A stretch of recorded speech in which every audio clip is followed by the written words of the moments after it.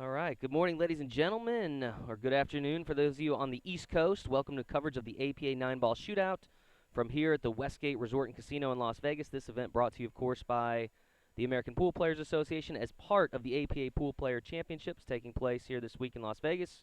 I'm your host, Jason Bowman. I'm joined by legend of the game, billiard icon, Hall of Famer, Keep going.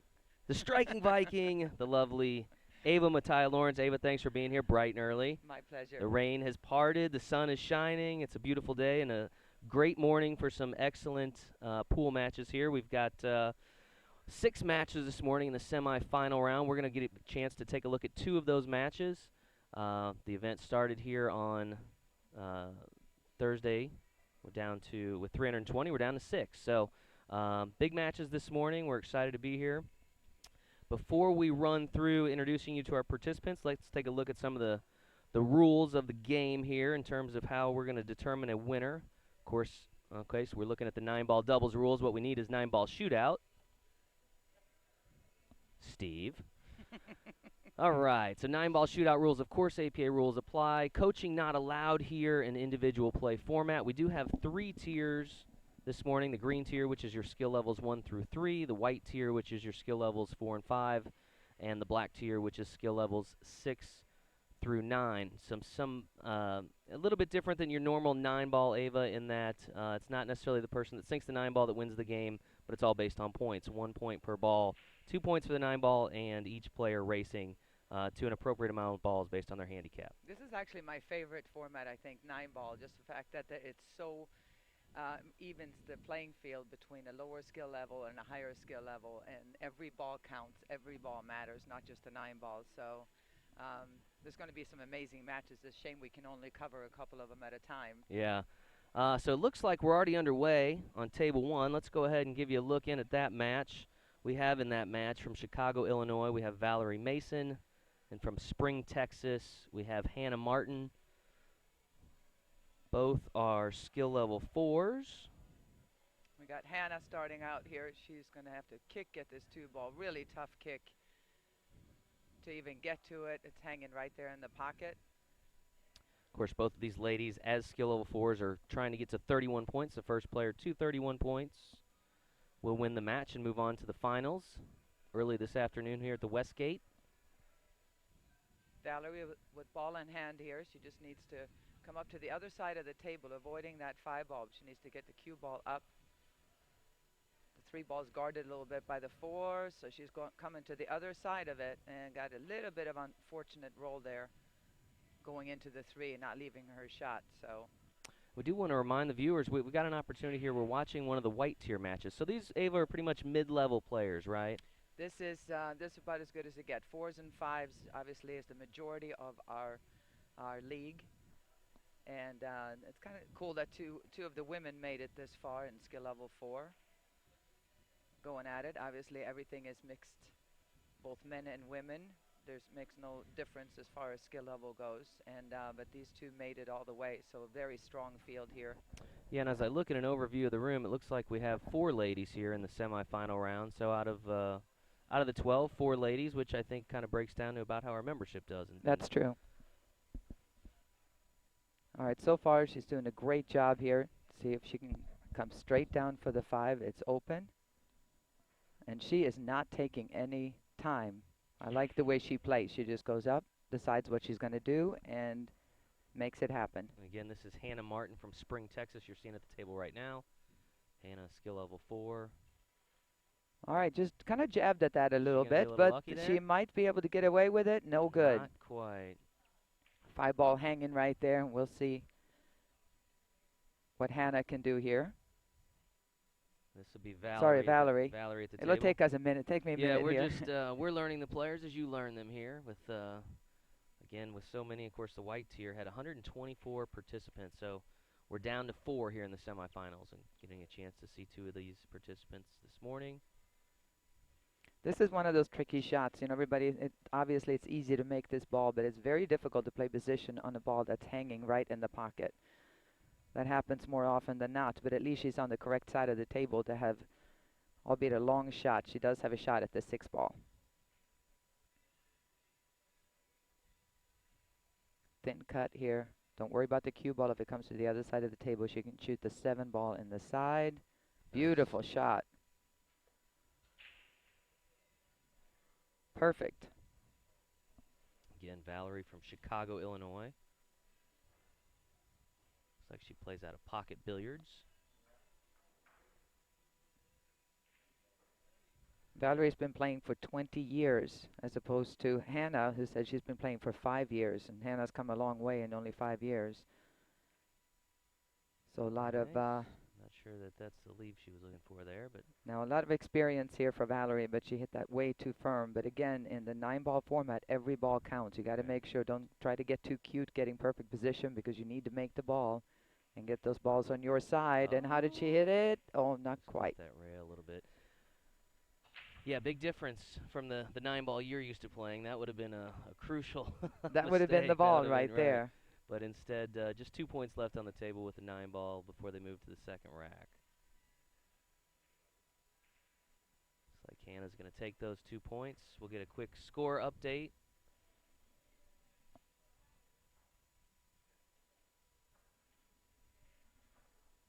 In the meantime, we're going to go over to table number 9, where Jerry Dunn and Brian Parks. Brian from Bakersfield, California, and Jerry from Philadelphia, PA. These are skill level 9. This is as good as it gets right here. And some of these guys play not far under a semi-pro level. They really play some strong 9-ball. Yeah, and we're very familiar with Brian. He's obviously a 3-time U.S. amateur champion, and I believe he's also won the 9-ball shootout twice, back in 2005, 2006, if I'm not mistaken. So very familiar player. And then Jerry, I believe, has also been out here playing. 2015, he Yeah, came in 17th 17th in place. the 8-ball. So we got 2 guys with some experience and a lot of skill. Should be an excellent match here on table 2.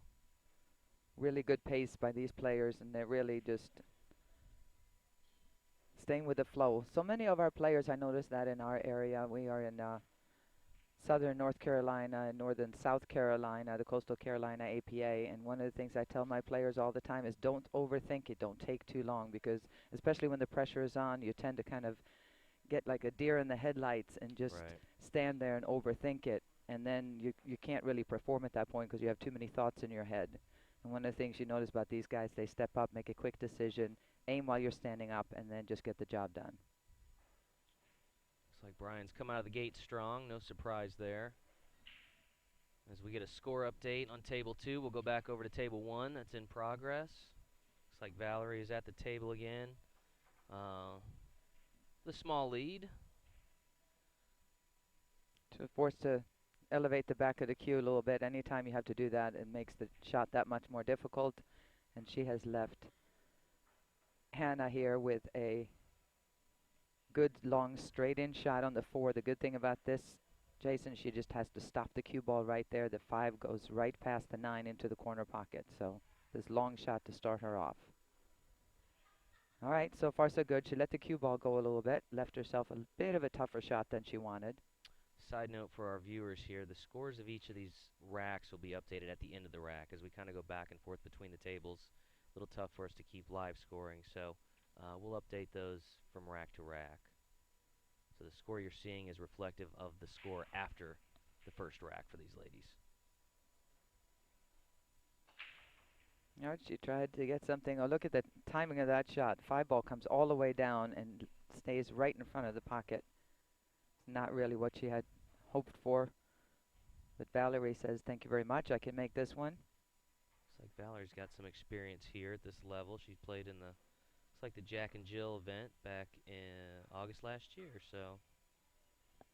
And she finished 4th in the Jack and Jill, so she's a little more comfortable in this position. Ava. You see who she lists as her favorite pool player? She has Jeanette Lee as her favorite player. Well, maybe she just hasn't gotten to know you, right?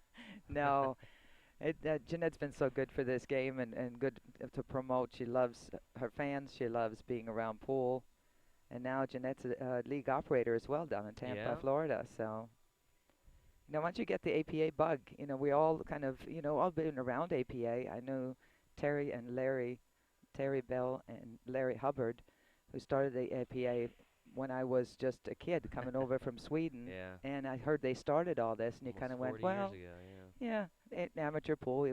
Wasn't very familiar with it, and once I got involved and really, got attached to it by getting a franchise of my own, I absolutely love it. I love the spirit of the players.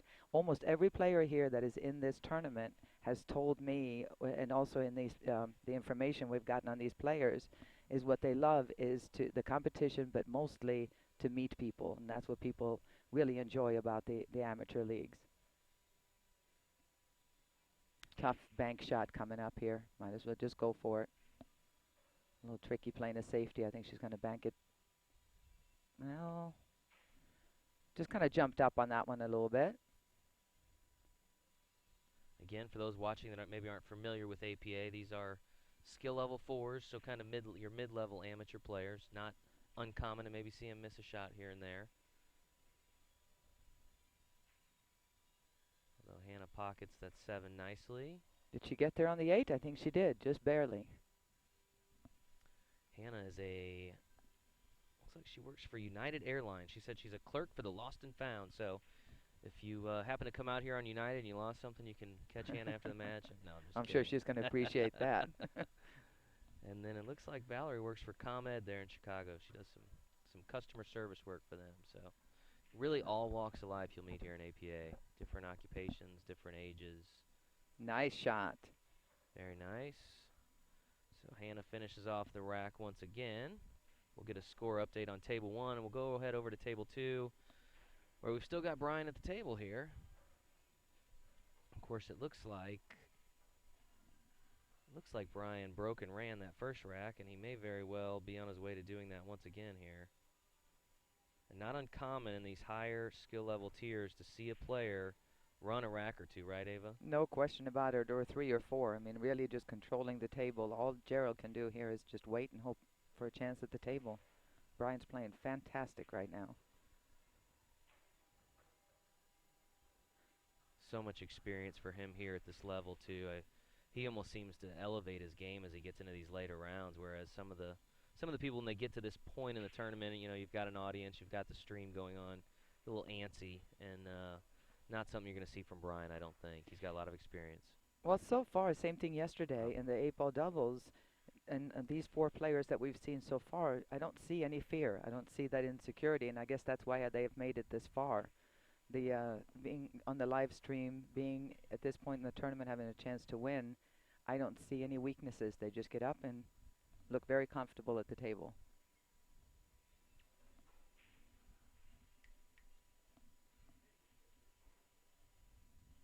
All right, we're back over the skill level 4 here. White tier. Looks like Valerie's still holding out a narrow lead. And I expect this match is going to probably continue to be very close, at least from what we've seen from these ladies early on. Very, very even matched. As everybody that plays APA knows, that skill level 4, you can be just have become a 4, or you could be just on the verge of going to a 5, which means that there could be a bit of a slight difference between 2 skill level 4s. These two, on the other hand, seem like they're very, very well matched. Similar type game. Similar ability. Now, I'm not sure what she's going to do here. I don't think that 1 ball will go in there. If it does, she's going to have to hit it really thin anyway. And if she tries to play a safety by playing on the left side of this, she's going to probably get close to, if not scratch. So it's kind of a difficult situation. She can hit this hard on the right side and just send the cue ball down if she wants. Oh, she missed it completely. She's laughing a little bit. Oops. Yeah. I'm going to switch back over to table 2 here and get an update. Looks like Brian's about to break a commanding 19-1 lead. Both these players being skill level 6s. They're racing to 75 points. Again, 1 point per ball pocketed, with the exception of the 9 ball, which is 2 points. So they've still got a ways to go, but Brian has opened up a considerable early lead. Looks like he's going to build on that here. Well, with 10 points available on every rack, 19-1 so far, but an opening for Gerald, and if he runs a couple of racks, all of a sudden that whole match turns around. So Brian plays a lot of pool, but he's also an insurance agent for Farmers Insurance. In fact, it's not uncommon to see him wearing a red Farmers shirt. And looks like Gerald owns a construction company there in Philadelphia. So again, all walks of life for these guys that come out here and play in our leagues. Well, that was a difficult shot, and that was the first chance that Gerald really has to take over command of this match for a little while at least. He does have an open shot, thin backwards cut on this one ball. Good thing about this shot is he doesn't have to do much with the cue ball. As long as he hits center ball, he should be able to go across the table back out for the 2 in the side. See if Jerry can't get on a little bit of a roll himself. The most important shot in this rack, the key shot, is getting just perfect on the 4 so he can get down to the 5. And with the 3 ball being where it is, that shouldn't be any problem. He can either just draw it back out and play the 3 ball in the corner. Looks like that's what he's going to do. Perfect situation to get 3 to the 4 so he can get to that 5 ball down there, and then it's just a touch shot to get it back up for the 6. Gerald really needs this, Jason, and for Brian to take off even more here. That's going to put a lot of pressure on him. So Gerald really needs to perform definitely in this rack.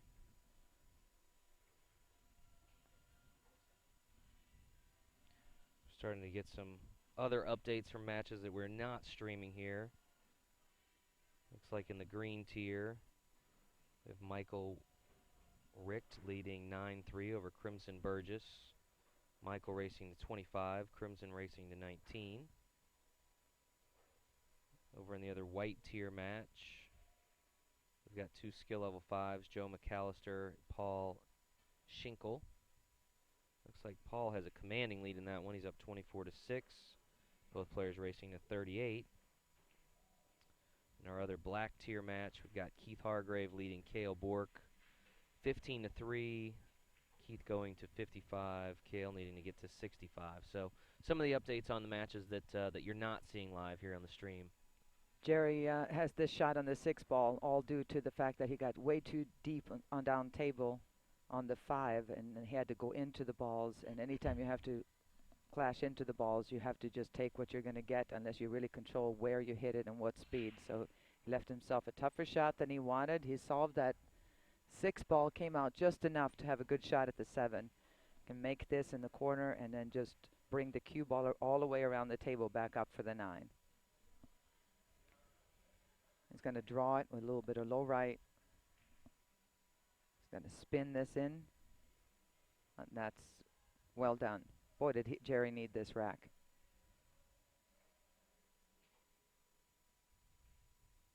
And again, with the ability of these players, these being our highest skill level players, one mistake can cost you an awful lot of time at the table. Yeah, and we'll get a score update on that match, but I believe, if my math is correct, that Jerry just cut Brian's lead in half. I think when we come back, that should be about 20-10. Take a look.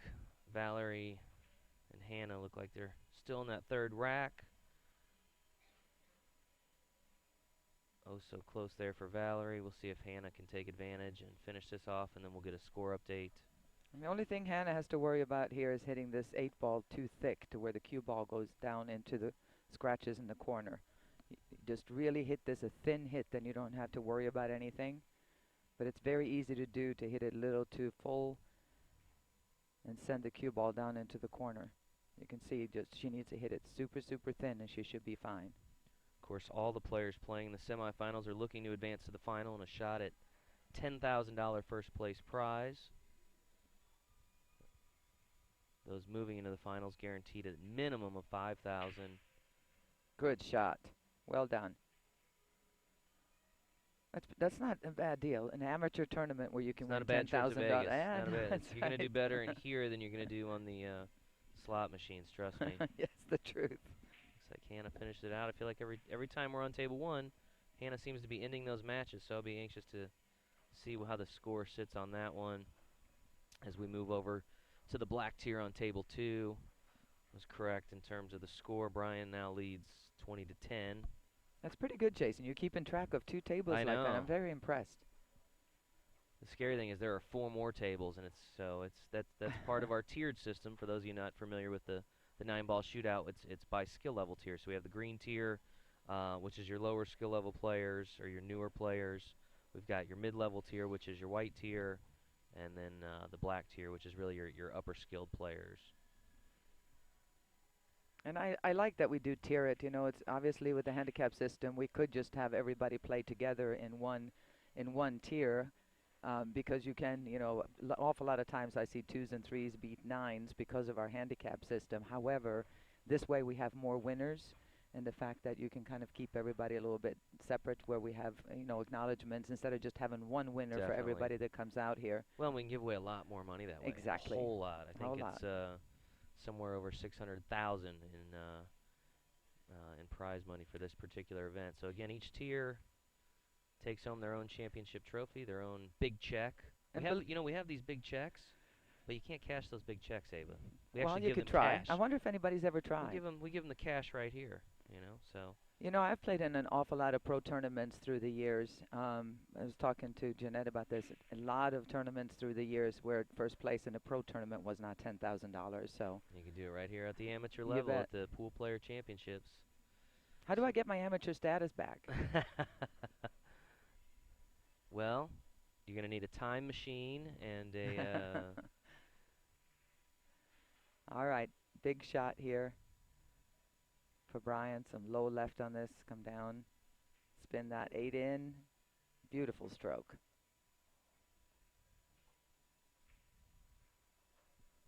Brian, one of the nicer guys you'll meet in our sport. Had the chance to interact with him on quite a few occasions through the U.S. Amateur Championship circuit, which a lot of these same guys in this higher skilled tier you'll see in the U.S. Amateur Championship circles as well.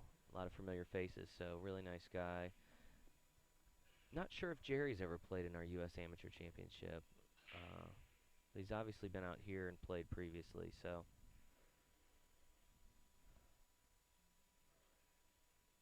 Well, he has. He said his greatest pool-related accomplishment was to win the 2014 New Jersey State 9-ball championship. Okay. So he is competitive. Besides Got playing, some credentials. He's yeah, got a resume. yeah. Looks like he plays with the Dale Perry. Predator 314. Favorite player, Shane. Favorite player for both these guys, Shane Van Boning. Go figure. Yeah, I wonder why. Shane, who is currently arguably the greatest player in the United States. Super personality. Ever had a chance to play him? Shoot some yes. balls with him? Yes, he got a little mad at me. We just, Jeanette and I had a match on ESPN not long ago, and they needed to kind of do some camera checking. So Shane was there because he was playing on the men's side, and they asked if Shane and I could just play around a little bit. And I ended up running. I just shot the first. I got the first break. I ran 3 racks on him, and they said, that's all we need. And Shane goes, wait a minute. I didn't even get to shoot. So we laughed a lot about that. I said, I'll never play you again, Shane. We're done now. So we're back to action on the white tier on table 1. Hannah Martin has now taken the lead, 20-15. She looks really comfortable, confident out there. She has a great angle here. All she has to do is focus on making the 6, but she's hitting it low, and if she wants to hit high here, that's not going to work. If she would have just followed that cue ball, she would have gone down into the end cushion and come back out, but she changed the tangent line there, and all of a sudden, with that center ball, she went straight into the corner pocket, and what an opportunity for Valerie. Would you say that's characteristic of your typical 4 with where they're at on the handicap scale or the skill level system? And again, if I do like clinics with my players in my area, one of the things, or with any other amateur, one of the things that I always remind them and try to work with them is what happens to the cue ball. In other words, finding that 90-degree, understanding what the tangent line is if you hit it with high or center or low to make it easier. And then once you understand that, then it's mostly speed, how to get around the table. So it's just knowledge. It's all it is. But there's a reason why they're not the 9s over here. They're not at that point yet. Not yet. Which is perfectly okay. All right. Not yet, but still playing for a chance at $10,000 this afternoon. So not bad. Valerie's going to finish off that rack. So while we get a score update there, we'll update you on some of our other non-streamed matches that we have. They've just handed me score sheets for. We have, in the green tier, we have Michael Richt leading 11-6. over Crimson Burgess. Michael needing to get to 25 in that match before Crimson gets to 19. Got Paul Schinkel leading 31-9. Paul needing to get to 38 over Joe McAllister, also needing to get to 38. Joe has 9 points currently. Keith Hargraves with the lead over Cale Bork, 19-13. Keith needing to get to 55 before Cale gets to 65. And an update from the other white tier semifinal. Looks like Darlene Dantes leading 12-7 over Ron Ekman, both fours, which means they're racing to 31 points. Thanks, guys. Always a little challenging to keep track of all of these semifinals going on, but doing our best to keep you guys apprised of what's happening here at the APA Pool Player Championships, the 9-ball shootout.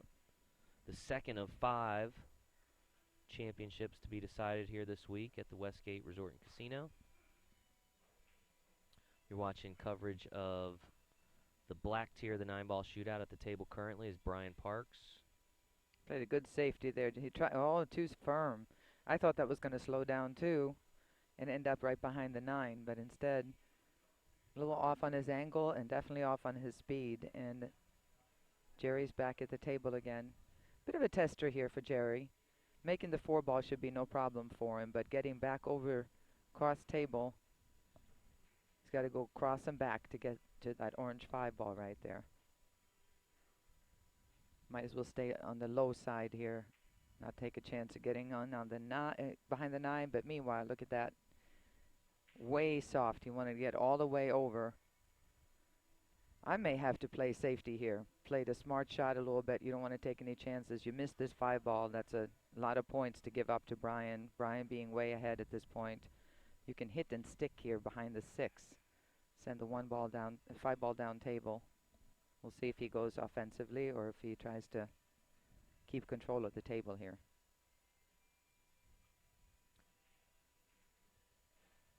Well, he held the cue ball, but that's not where he wanted to hold it. Needed to come back and kind of draw into the 6-ball. Open shot for Brian. Ava, how difficult is that at this level when you know Brian could very well be up there now for another couple of racks at this point? Well, and I think that that's true, and it plays on your mind. And when Jerry shot that, he wasn't really committed to it. You could tell he just kind of went up. He didn't really go over, okay, that's where I want to be. So he kind of just sent it down there and say, I'm going to play it safe. Well, just because you choose to play it safe doesn't mean it's going to automatically happen. You still have to perform the shot. Nice bank shot there. By Brian, look at that leave. Impressive. And you know what? Gerald is at the point here pretty soon. I mean, obviously not yet. They got a long way to go, but he needs to just really loosen up and just start firing. Not shooting stupid shots, obviously, but just kind of start running around the table a little bit and enjoy himself, realize he's here instead of feeling defeated at this point.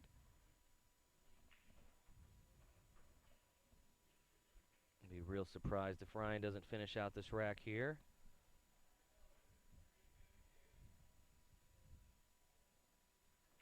Again, you're seeing the precision of these higher skill level players. They don't miss a whole lot. They may not be pro caliber, but boy, no, they just don't miss a lot of matches. But I tell you what, some of these guys are not far from pro caliber on a bar table, on the smaller table. On the big table, yeah, it's definitely an equalizer because you don't have those long, tough shots a lot that requires you to play, 10 hours a day to be able to pull those off all the time. But on a bar table, it's a huge equalizer.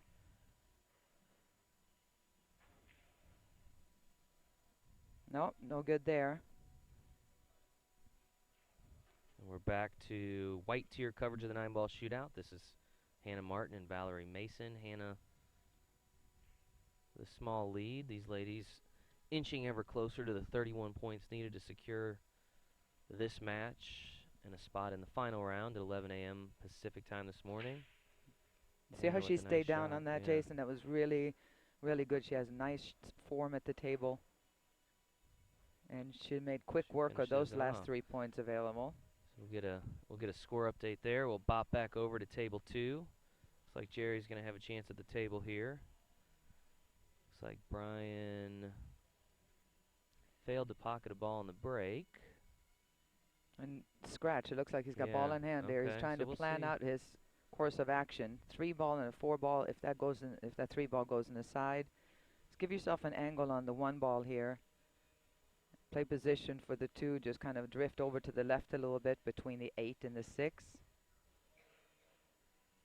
The main thing is he doesn't want to come over too far because then he's going to go the wrong direction away from the 3 ball. He needs to stay up table in order to have a shot at the 3. Jerry is from Philadelphia, Pennsylvania, where he owns a construction company.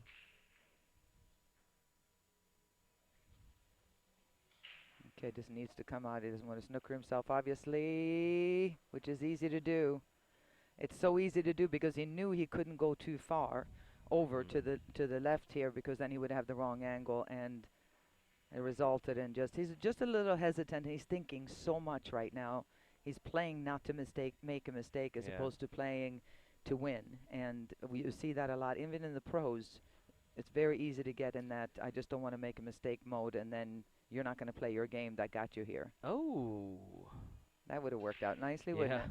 But I don't think he left much of a shot. You know what you're describing with Jerry is, and I see this sometimes in the events that I've seen Brian play, especially the U.S. Amateur. It's, you know, these guys kind of know who each other are to some degree, and when you've got a guy that's got a pretty impressive resume, I think mentally it can be a little challenging to kind of know you're going into that, and obviously with Brian and opening up with a break and run so quickly, I think Jerry's got his work cut out for him, but plenty of opportunity here still. They've got a race to 75 points, so plenty of time to make up ground. But going to try for this bank shot on the 2. I think that's all he has.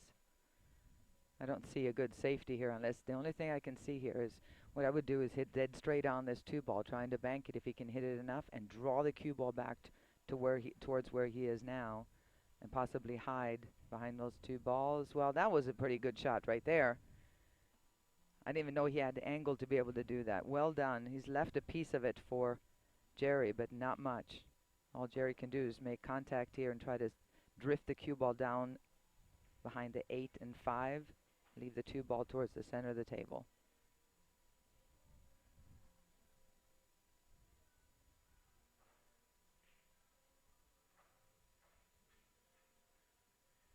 Might do a little firm. Nope, that's going to work out. No, look at that. Too hard, and it came right through. Things are just not going Jerry's way right now. I'm going to go over to table 1 where we have Hannah Martin now on the hill. She needs 1 point to put this match away, so very close here on table 1, needing just 1 ball. 1 ball on the break here will do it. That was not to be. All right. So Valerie's going to have a chance here. Valerie needing only 5 points. So, again, very, very close match. I think indicative of the 9-ball point scoring system that APA utilizes here. So, good opportunity for Valerie. Yeah, she's definitely not out of it yet. This could turn very easily, although she would have loved to have an easier shot than this on the 1 ball. And she missed it, but didn't leave Valerie with at least a shot that I can see.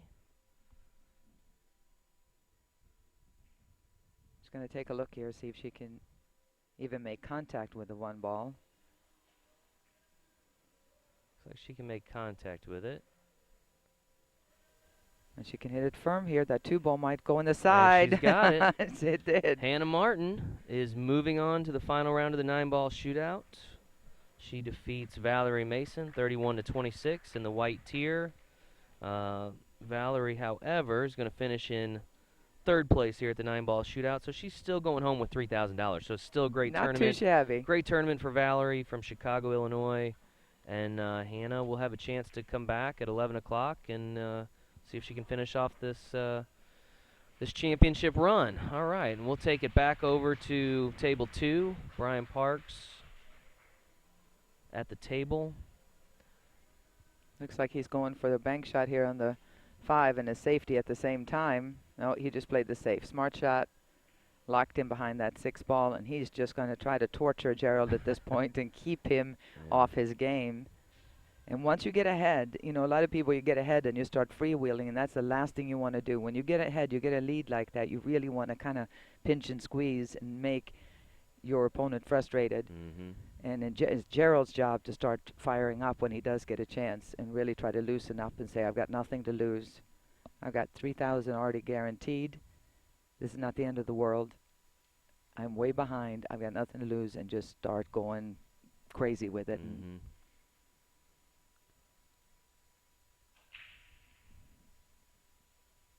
that 6 ball does pass by the 8 pretty clearly. So with ball in hand, I have a feeling here that in just about a minute and a half, we're going to see Brian breaking into the next rack. Do you have any other results in finals of semis?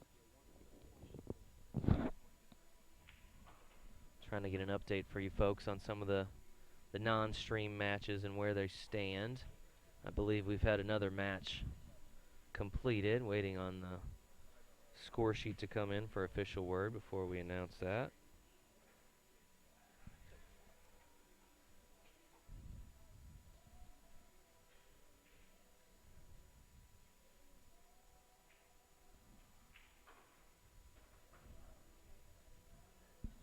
A little bit of a came a little bit short on this, but I don't think the way Brian is playing as confident as he is right now, I don't think he's going to have any problems making this 9-ball.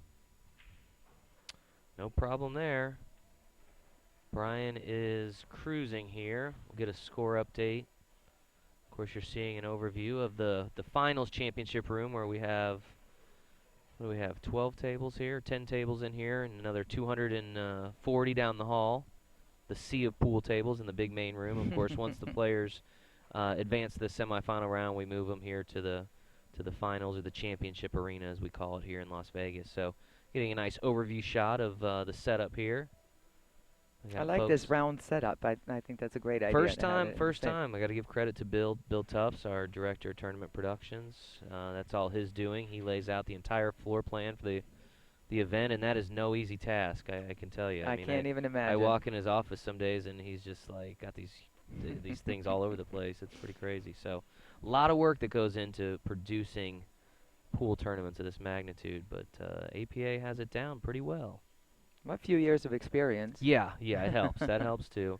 Good hotel partner helps as well. A lot of experience on the hotel side, so that's a key. Westgate has been so great so far, all the way around. The rooms, the staff, the location, the upgrades that they've done to what used to be the Hilton. It's, right. I mean, it's beautiful. Lots of renovations, updates to the pool. Of course, the world famous sports book here has had some renovations. It's been great. The international bar, which seems extremely popular, so much so that I can't get on a video poker machine there at night. That's just when I too want bad. to, but that's probably for the best.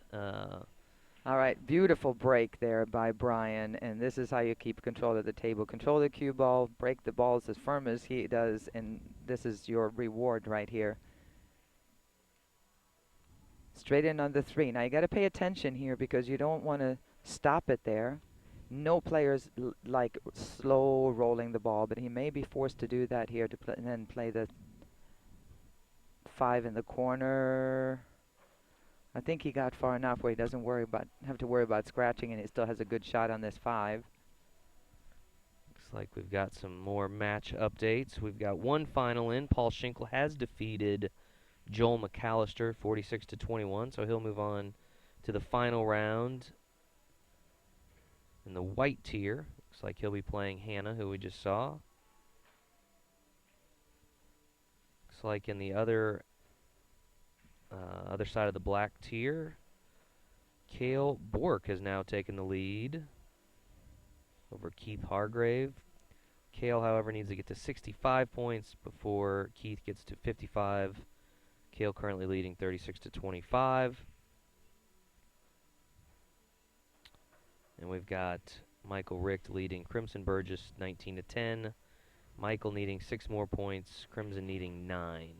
And as you made that update, we've just been watching Brian here doing beautiful work of this rack. Boy, he looks strong. It's going to be a long uphill battle for Jerry to come back from. We have not seen much weakness from Brian so far. What he's got to hope for, you know, with the fact that we're playing winner breaks, the thing that I like about it is that you don't get to push out. And the reason I like that is because it gives the other player a chance to somehow get back to the table again if you get snookered or whatever a difficult shot to where the other player has a chance to get back in again. Any other sport, you tend to have kind of you get the chance to make a score, I get a chance. Here with the winner breaks, the one difference that can actually let the other player in if you have somebody that's really on fire is the fact that after the break you may not have a shot at the one Right. ball. It's also one of the reasons why our level 1 and 2, our lower skill level player, have a chance to beat the higher skill level players is because they can't just control the table because of that.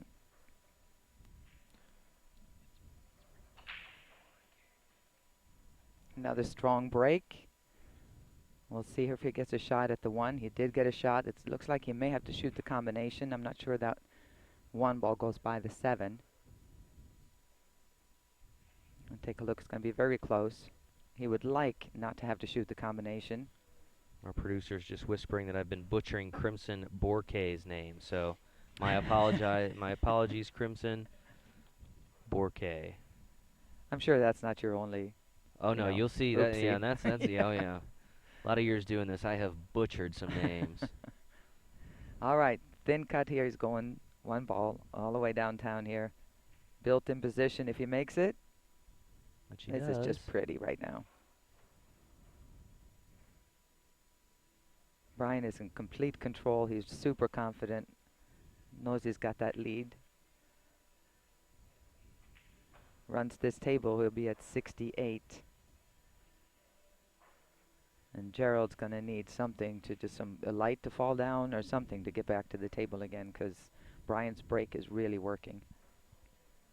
Brian, of course, from Bakersfield, California, where he works for Farmers Insurance as an agent. A lot of experience for Brian. Brian said that his favorite thing about the sport of pool is the grind and the people. And again, there we find the fact that, meeting people and everything else. But what I like that he said that the grind, and you need to appreciate that. He it embraces is a grind. it. Yeah, he embraces the it, difficulty, exactly. yes. And that's always what it made me fall in love and stay in love with this game, is because it challenges you every single time that you play. Yeah, I would imagine that's probably a common trait of the higher skilled players is actually being able to embrace like the challenge of constantly improving. You bet. Another quick update here. Looks like Michael Rich is leading 23-16 over Crimson Borque. All right, there we have it, 68-12 in a race to 75. So if he gets that break working again here, makes a ball on the break, any kind of a shot at the one, and Gerald literally may not be able to get back to the table again. And he's a great player. I mean, he's played some phenomenal matches to get to this point. So it's not like, Brian is that much better. The problem is that Brian has just controlled this table from the start. Each match has its own life, and you never know who's going to be hot at the time, who's got the break working. And it's definitely been Brian all along here. How do I say that name? No, the other name. Michael what? All right, we'll see if Brian's going to take care of his own fate right here. Rich? That break's been really working. Rich? Controlling the cue ball.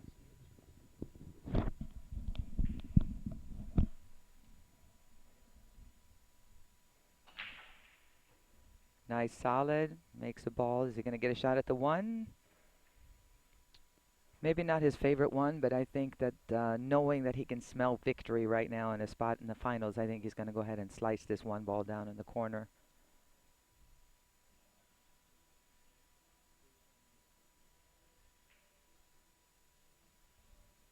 No. Just missed. All right, Jerry. It's do or die time. Him, it ain't over till it's over. That's right. We'll see if he can slowly but surely climb back into this match somehow. One ball at a time. That's all you can do. Yeah, just forget about the score. Go a little crazy here. Nah, he knows. That part of what plays on you there is you go, okay, you know what? It's pressure. Yeah. Yeah, it's not even pressure. It's almost I don't have it in me to get. Yeah. You know what I mean? You might, if you give yourself the chance. But what happens to your mind is something else that you have to fight. And I think that's part of the grind that Brian was talking about too. What your mind does It's not just about performing, but it's about always shooting the right shot and try to have a positive attitude no matter what the score is. Stranger things have happened, so. But oh, he's got a tough way of hitting this one ball. It looks like the only thing he can do is go one cushion between the 3 and the 9. Careful not to go too long here. Yeah. These tables, you know, this cloth is new, it's in perfect condition, and the fact that it's newer like this, and these tables haven't had as much play as the other tables in the big room, they're going to slide a little bit more because the cloth is newer. So your angle, you have to shorten everything up a little bit, and tendency is that position you go a little bit too long. Brian's going to have a shot here, I think. Needs 5 more balls to take it home, or take it to the finals anyway. Yeah, you seen anything there that's going to be particularly challenging for a player his caliber? Well, the 7 ball is about the only one that I can see. That would be his last shot. He has an easy safety if he can't get to making it. And again, Brian is experienced. He's patient. Needing only 4 points to put this match away. So he needs the 3, the 5. But you know what? If he doesn't want to mess with that 7, whoa. He could shoot a stop shot right here too, Jason, and just play a billiard on the 6-9, and then he doesn't even have to worry about that 7. He can get those points that he needs. We'll see. 3 points to go. So he's got the 5. 2 points to go. And I think he can get him right here. Taking your advice? Yes, he does. And that's it. The 9 ball drops.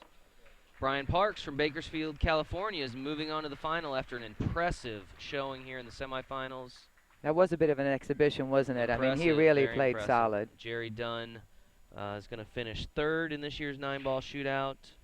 Jerry's still taking home a very respectable $3,000 prize package. So great tournament for him as well. Not the first opponent to go down at the hands of Brian Parks. Probably not the last. So tough semifinal match, but overall great tournament for him, I think. All right, folks. Well, that wraps up our streaming coverage from the semis. Programming a reminder, we'll be back at 11 a.m. with the final round of the 9 ball shootout. Encourage you to tune back in. We have one last score update that we want to give the folks.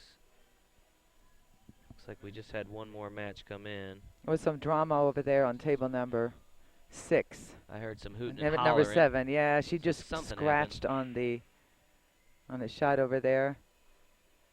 A little challenging from our vantage point to catch some of the action on the other side of the room.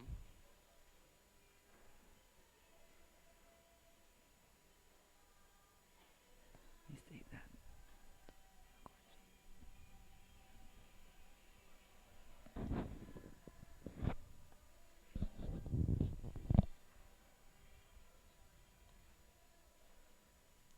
Getting some bonus coverage here of the 9 ball shootout semifinals. Unfortunately, we don't have scores for these matches for you. Looks like this is Ron and Darlene. No. Yeah, I think that's Ron and Darlene.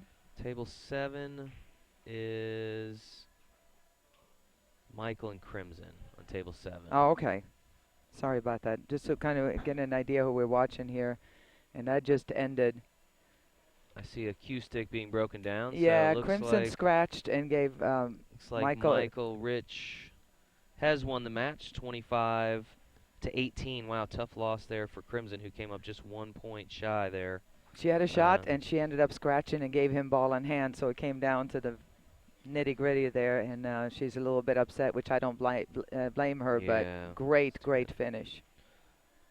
So Michael Rich will move on to the final round in the green tier as we get some of our paperwork in order here.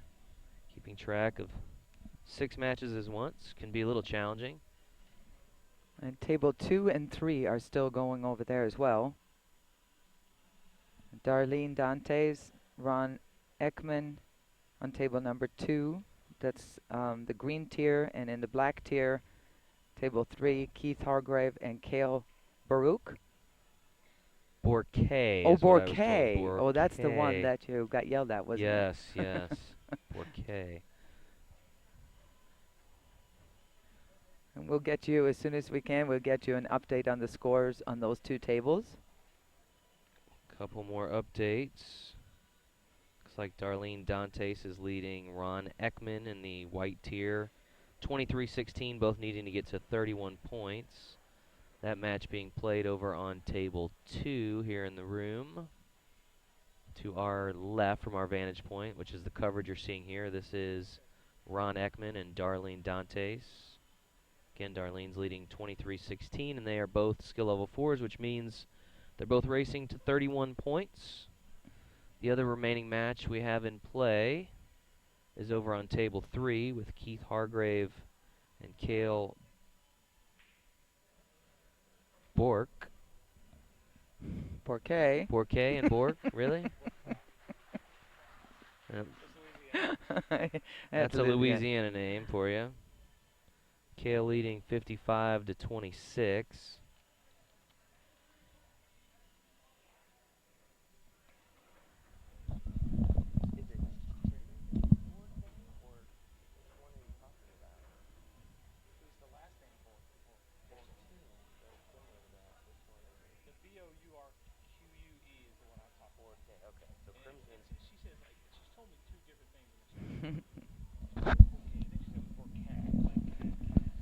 So it's Crimson Burgess and Cale Bourquet. We'll get it. All right, here's Darlene. Darlene Dantes. She's got that 7 ball straight in enough to where she can just hold it right there and play the 8 in the side. Again, this is some bonus coverage here of the semifinal round of the 9-ball shootout. Both of our primary matches have finished up, so we're now watching the white tier.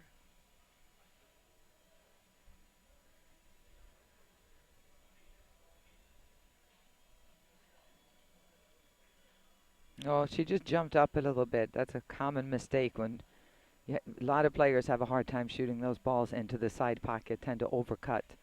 That's something you got to remember, that side pocket, the angle that you have on the side pocket, it changes a little bit. So very, very common that people tend to overcut into the side. We'll see what Ron can do with this. So again, this is green tier action. You may be noting that both these players are skill level 4s. Generally, what that means is they came in as 3s and maybe went up 1. So even though the green tier generally comprises the skill level 1 through 3s, obviously they've had a good tournament to make it this far, and skill levels are adjusted after each round based on play. So they may have been kind of at that tipping point, and they've gone ahead and moved into the skill level 4 range. So. And that's going to happen fairly often, because for you to make it through the local qualifiers to be able to get here, then through the regionals, then to get here, those, like you said, those matches, that means you have to be playing your very best to be able to even get this far. Right. And like you said, if you were already pushing on the high end of A3, chances are that you know, you possibly could go up because you've made it this far. So. Yeah. Looks like on table 3, a quick score update. Cale Bourquet leading now 61-30 over Keith Hargrave. Cale needing only 4 points to secure his spot in the final.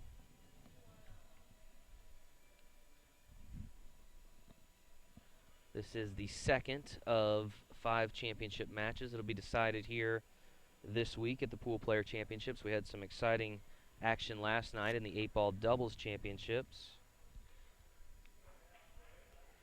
where we had a team from West Monroe, Louisiana, Pete and Repeat, winning the championship.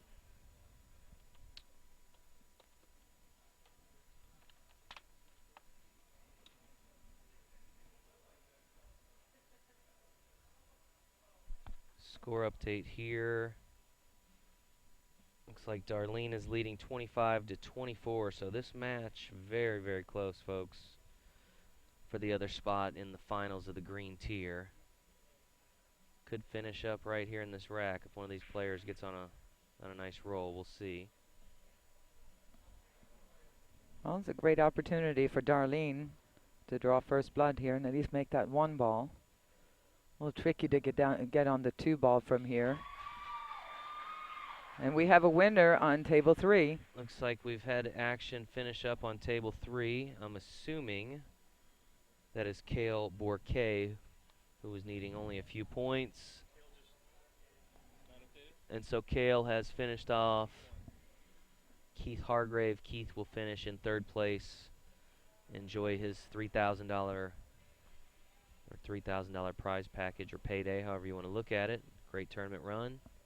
Kale will advance to the final round with a shot at the grand prize, the $10,000 prize package. Worst case, he's guaranteed himself, I believe, $5,000 runner-up. So he's got to be thrilled at the moment. Of course, though, nobody wants to finish short, right, Ava? It's No, I mean, when you get home in a couple of days, you go, man, I mean, it's pretty amazing. I finished in 3rd place. sure. But, right when it happens, It's tough. it's tough. Yeah.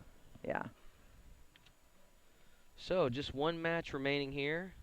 There's our green tier match between Darlene Dantes and Ron Ekman, which has been a very close match. Darlene managed to get that 1 ball, but like we said, it was tough to get on the 2 ball, and she's going to have to make sure to just make contact with the 2 here. She does not want to give him ball in hand. And how did she hit that shot? Holy smokes. Looks like the final for Kale Bourquet was 65-31 over Keith Hargrave. I think Ron thought he was going to get ball in hand there. She came all the way down and back up and made contact again. That was a really good hit. I'm not sure if she tried to go in 1 rail there, but if she went for that shot, then somebody has shown Darlene a few things. It doesn't matter how you hit him. You make contact, drive something to the rail, you're good to go. And he made a really good bank shot. And Ron refuses to give up here. And what a close match. I believe if he makes this, we're tied. You can say some hugs in the background. Ron makes this, I believe we're tied at 26. So it'll be a race to 5 from here. And he does. A bit of a tester here, though, Jason, on the 4 ball. That's a long distance.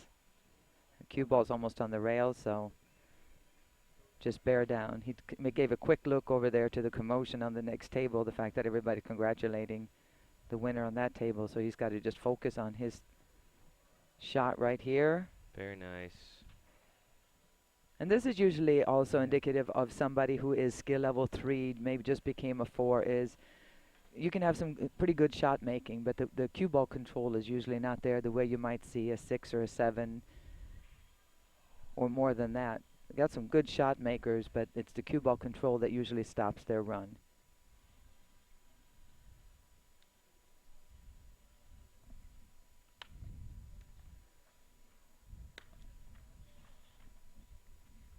All right, that 7 is blocking the side pocket, so Darlene's trying to figure out what to do here. She was hoping she could make the 7 in the 5 ball in the side and come down for the 6, but that's not gonna happen. I don't even know if she can bank it at this point because where the 7 is, it's gonna be close. We'll see if she'll look at a safety.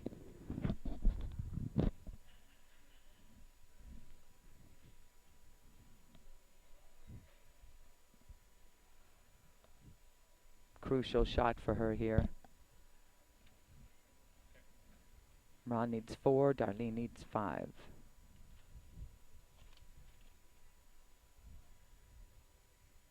I like her just hitting the left side of the 5 ball here. Send it one direction and have the cue ball come down just to make sure to avoid the scratch 1 rail across.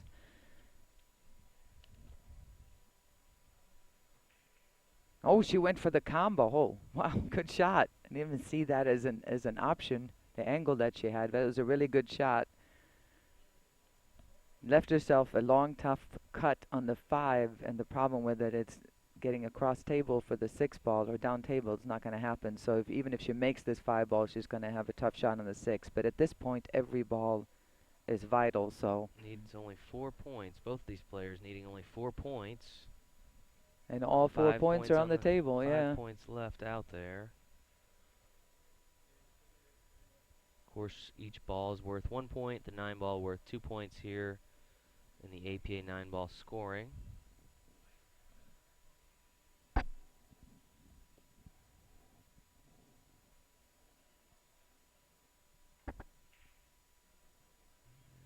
see what kind of leave she's going to get. That doesn't hurt, I don't think. I don't see a window there, so. Yeah, a little bit of a tough angle for our booth here. You can get lucky and have a ball go a couple of rails in the unintended pocket, or you can get a little fortunate, go for an offensive shot, and leave like one of the best safeties of the day. The game has a life of its own. Of course, we started with 320 players in this year's 9-ball shootout. At the conclusion of this match, only 6 will remain. 2 in each tier. Green tier, white tier, black tier. All vying for $10,000. All right, here it goes. Ron's going to kick at this. He needs to make sure he hits this. Remember, the table's going long, so he may end up going 2 rails. I'm sure he would love to hit 1 rail and make the 5. But like we've seen all along is that contact. And that could cost him. Ball in hand on the 5. The 6 is right there. The 8 ball landed right in front of the side pocket. It was very fortunate for Darlene. Darlene's going to have a great opportunity here. I don't see any problem with making the first 3. It's the 9 ball that may become a bit of an issue if she can't get good position on the 9.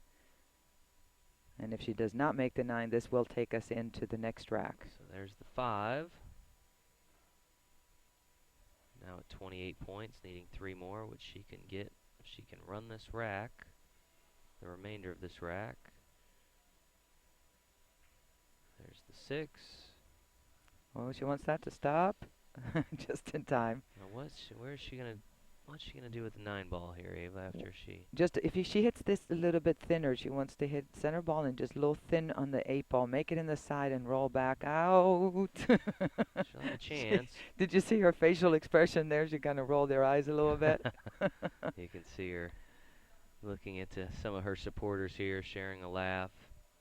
That's one of the nice things about this event too. You see a lot of folks bring out their family and friends and make a little bit of an adventure out of the whole their time here in Las Vegas.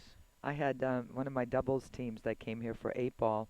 They ended up, the whole team, their 8-man team from their regular league night, came with them, and she almost made it. They made a trip out of it. So the whole gang, cool. yeah, they're loving it. They're having a ball. Yeah, and that's, any APA member with enough match scores can come out to this event and play in the Mini Mania. I'm not sure everybody realizes that. You don't, most of the events you do have to qualify for, but the Mini Mania, which we run almost 24 hours a day, if you want to play on the grand stage out here in Vegas, get your match scores in, come on out. It's an experience you'll never forget, no doubt. All right. This is to keep Ron in the game right here.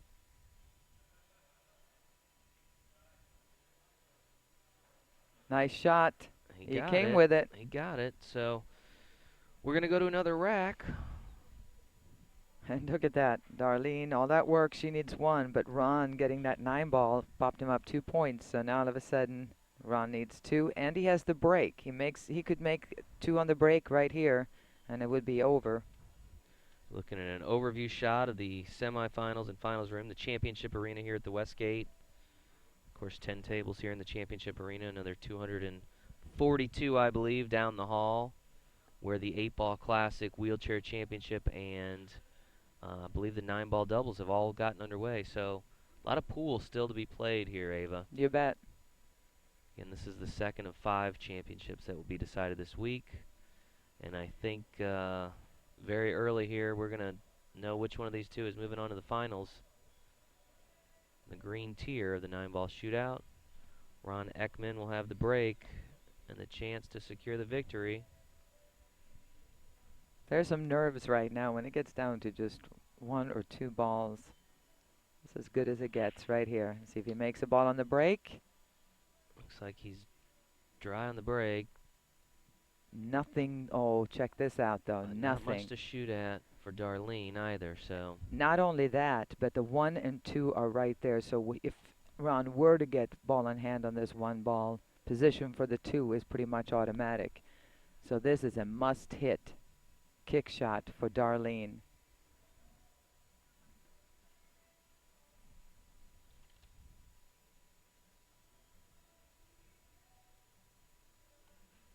Ron did what he had to do. He made sure he didn't scratch on the break, which would have obviously been a disaster. He didn't make anything on the break, but the second next best thing is to leave this shot for Darlene.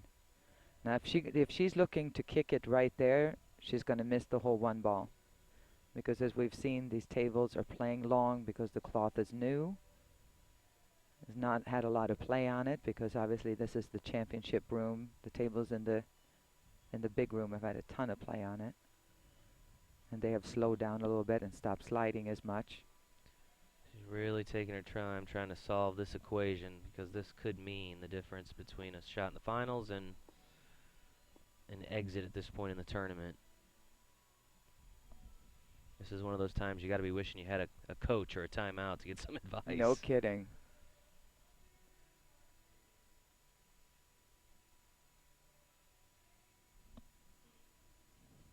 Here we go.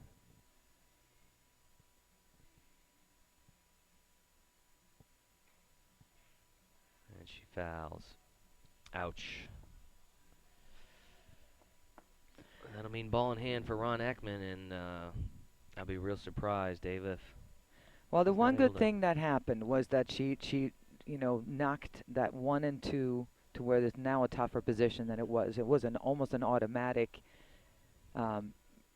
position, just tapping in the 2 balls right there. But now he's got to work at least a little bit more. Right. You can kind of see him trying to size up how he wants to leave this.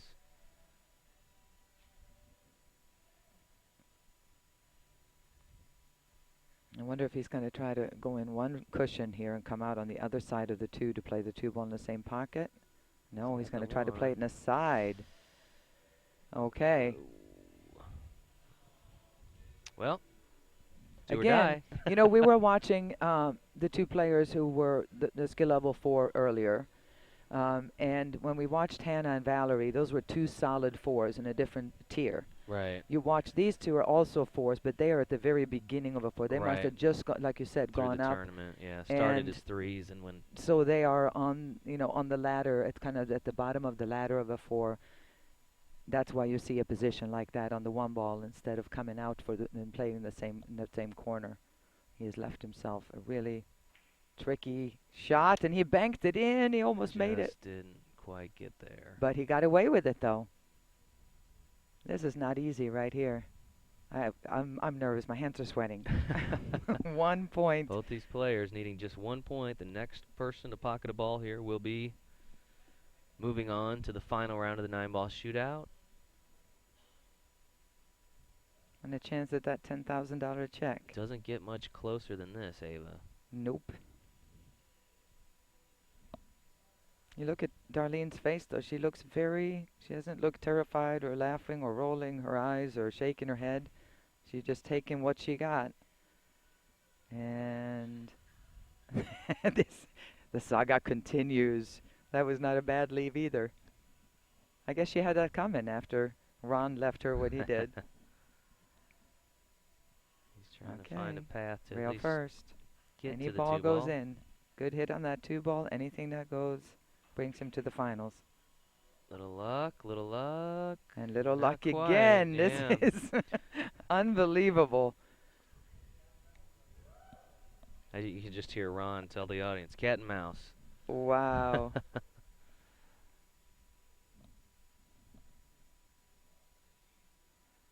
Darlene from Chicago, Illinois, she would love to take home that $10,000 and have bragging rights.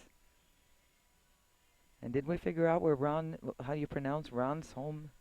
Hunemi? Hunemi, California? Hunemi? Port Hunemi. Port Hunemi, California? We're going to go with that until somebody corrects us. Wait till I have to grab the house mic and announce it to the entire crowd. That's when they let me know. How about from California? How's Yeah. that? From California, I like that. That's a good. I got that one down. California. That one I can pronounce. No problem. All right, back to Darlene's issue here. She can hit the 2 ball. She just better make sure she does not leave the 2 and the cue ball down at that side of the table. She just tried something there. Looks like she got a clean hit on it, though. Yeah, but she has left. Ron's going to have his opportunity here. He does. There's that 7 ball Combo can go on the side. The 2-ball may even pass by it, but I think... And he's not wasting any time. Looks like he No, knows he's going for the corner.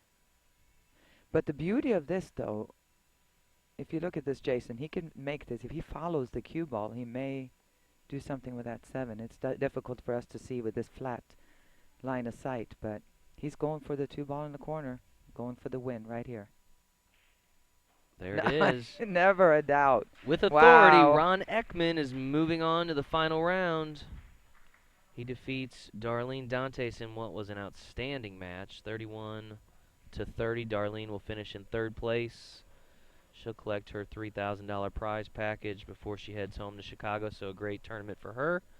And we are going to present some trophies and some prize money. We will be back with you at 11 a.m. Pacific time for the final round. We encourage you guys to tune back in to coverage of the 9-ball shootout here at the APA Pool Player Championship. So we'll say so long for just a few minutes. We'll regroup, We'll be back. hand out some big trophies, some prize money, and we'll be back. Thanks, guys.